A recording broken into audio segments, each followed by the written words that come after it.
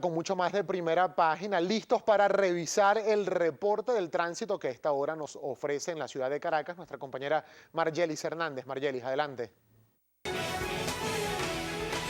días, saludar en nombre de todo el equipo del tránsito, efectivamente dispuestos desde la avenida Libertador. Como pueden apreciar en sus imágenes, el tránsito fluye bastante bien en ambos sentidos, tanto en su parte alta como en su parte baja. Bastante afluencia de vehículos, sin embargo no hay ninguna novedad que reportar en esta avenida en todo su recorrido. Podemos informar que en la autopista Francisco Fajardo, a la altura de Los Ruices, hay también bastante afluencia de vehículos. Hay un poco de congestionamiento al superar lo que es el distribuidor de Los Ruices para quienes van hacia el oeste de la ciudad de capital, y también van a encontrar un poco de cola a la altura de Las Mercedes y entre el distribuidor El Pulpo, mejor conocido como Los Estadios, hasta el distribuidor de Jardín Botánico, un embudo pues que es común para la hora. Es la información del tránsito que podemos aportar a esta hora. Con esto vamos a retornar el contacto al estudio de primera página contigo, Gabriel.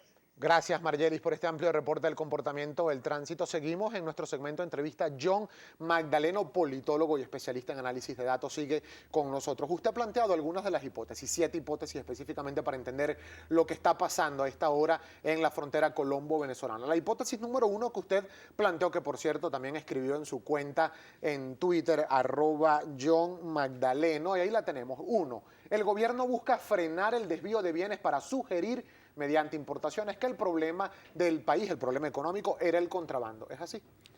Claro, a ver, ¿qué es lo que sucede? En las encuestas de opinión pública aparece el desabastecimiento o la escasez en el primer lugar de las principales preocupaciones de los venezolanos.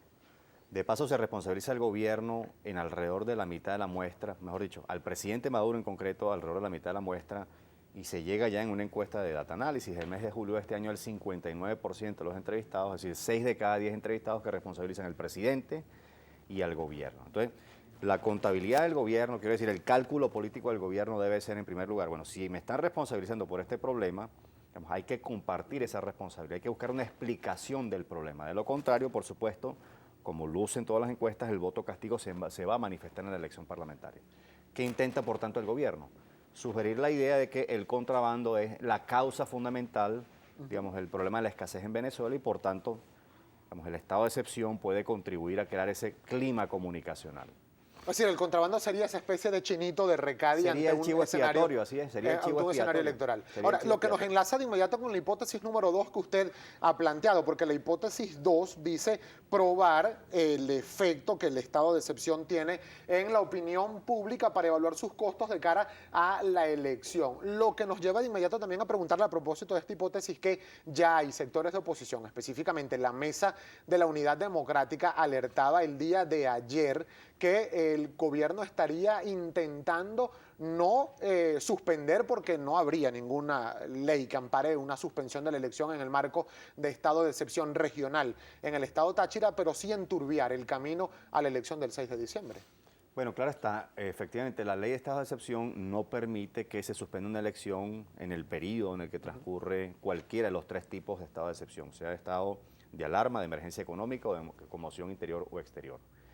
Pero sí es cierto que una elección en el clima de un estado de excepción es muy excepcional, Gabriel. Es decir, imagínate tú una circunstancia de una campaña, digamos, en el medio de un estado de excepción, que ya no, para figurarnos un escenario, que ya no sería solo en 6 municipios del país, sino pongamos en todo el país. Es decir, sería muy excepcional. Si no puede haber reunión pública, por ejemplo, en una campaña electoral, cómo se convocan mítines, cómo se convocan, digamos, Claro. Actividades normales. concentraciones multitudinarias. Es decir, que ciertamente sería bastante extraordinario en el sentido, digamos, literal de la palabra. Ahora, ¿cree que hay temor? Y le hago esta pregunta porque en un reciente estudio de la empresa IVAD señala que más del 80% de los venezolanos rechazan o no confían en la gestión de gobierno del presidente Nicolás Maduro. ¿Cree que este sea uno de los ingredientes que hay en toda esta ensalada fronteriza? Bueno, claro, ahí hay 5 componentes en mi opinión. Esas son las 5 grandes variables que yo vengo vigilando y que hay que seguir vigilando, entre otras muchas, ¿no? En primer lugar, el clima de opinión general. Es decir, la forma como los entrevistados evalúan la situación del país. Eso representa hoy en día 9 de cada 10 entrevistados en todas las encuestas que he podido ver. 87, 88%, esos 9 de cada 10 entrevistados. En segundo lugar, si se responsabiliza o no al gobierno de los principales problemas, y en efecto, más de la mitad de la muestra lo responsabiliza por los principales problemas. En tercer lugar, la aprobación de gestión. En el caso de la encuesta del IVAD es 23%, en el caso de la encuesta de Data Análisis es el 24%, bastante cerca están.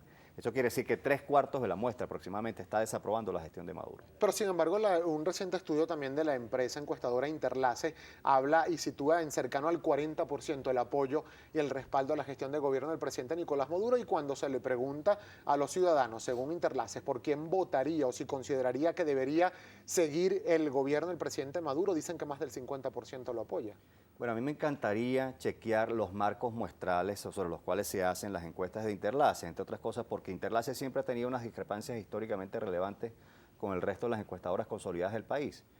Y bueno, valdría la pena ver primero, en primer lugar, cómo es la estratificación socioeconómica de las muestras de Interlace, cuál es su marco muestral, cuál es su cobertura, cuál es su nivel de dispersión, cuántas entrevistas hacen por punto muestral. Es decir, valdría la pena chequear esos temas técnicos que siempre generan mucho debate. Me llamó la atención, señor Magdaleno, la hipótesis número 3 que usted plantea, porque usted dice que una hipótesis 3 sería tratar el contrabando como la prueba comunicacional de la guerra económica, pues la acusación a empresas nacionales no cala, lo que coincide con algunos estudios de opinión que dicen que incluso en poblaciones que se declaran chavistas nadie está comprando el tema o el discurso de la denominada guerra económica. Sí, el discurso de la guerra económica esencialmente encuentra oídos atentos en la audiencia que se autodefine en este momento como chavista, y eso representa alrededor del 23, 22%. Es decir, los que realmente creen que la causa fundamental de la crisis económica es la guerra económica,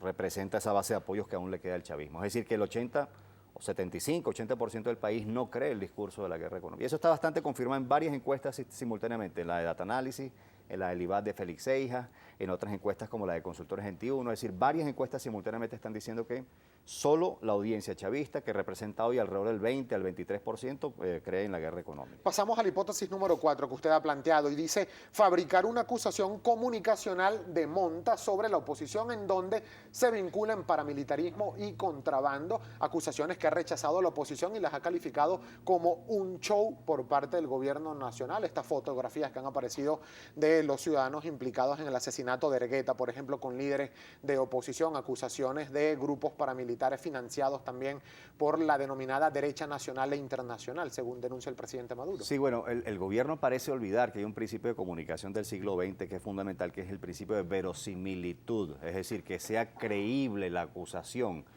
Si hay un caso de un delito y eso se politiza y se toma para acusar a todo el liderazgo de oposición o casi todo el liderazgo de oposición, eso no resulta creíble. Por tanto, no es probable que eso termine por configurar o afectar severamente las preferencias. El punto de fondo aquí, Gabriel, y ya vamos a pasar a la otra hipótesis, el punto de fondo aquí es por qué el gobierno luce comunicacionalmente tan agresivo contra la oposición. ¿Y usted por qué lo cree? Por la brecha de intención de voto que registran los estudios. El estudio de Data Análisis registra una brecha de 23 puntos porcentuales a favor de la oposición en intención de voto. Pero eso al menos en discurso. El estudio del IVAD registra 39 puntos porcentuales de brecha. Claro. Es decir, nunca antes una encuesta nacional había registrado semejante brecha a favor de la oposición. La oportunidad es clarísima a favor de la oposición de cara a las parlamentarias. Yo tengo 12 años que no veo unos números semejantes a esto. 12 años consecutivos, el año 2003. Ahora, y esta oportunidad es tan clara, señor Magdaleno, aún con el escenario de divisiones, de conflictos internos por los cuales ha atravesado la mesa de la unidad, candidaturas paralelas en varios estados del país. Diosdado Cabello, por cierto, del PSV, decía que llueve, truene o relampaguee, habrá elecciones el 6 de diciembre, pero la oposición no tiene los votos para ganar. Bueno, ¿qué dice un candidato en una elección que va perdiendo, Gabriel? Va a decir, sí voy perdiendo, por tanto no tiene sentido que voten por mí. Un candidato siempre va a decir que tiene oportunidad de triunfo, necesita revertir incluso las expectativas de triunfo cuando no están a su favor. Así que políticamente incluso es hasta comprensible que se diga eso del lado del oficialismo. Pero repito, la brecha es muy abultada y lo que está operando, incluso pese a las discrepancias que hay en la mesa, es que ya se formó el voto castigo. Es decir, en Venezuela las preferencias electorales, en buena parte del mundo las preferencias electorales se forman tiempo antes de la elección, no apenas cuando estamos a las puertas de las parlamentarias, se forman tiempo antes de la elección. Nosotros vamos a hacer una pausa comercial, pero para el regreso, las tres últimas hipótesis que faltan, sobre todo porque tienen que ver con el componente militar. En la hipótesis 5 usted habla de probar el nivel de respaldo de la Fuerza Armada Nacional al gobierno del presidente Nicolás Maduro.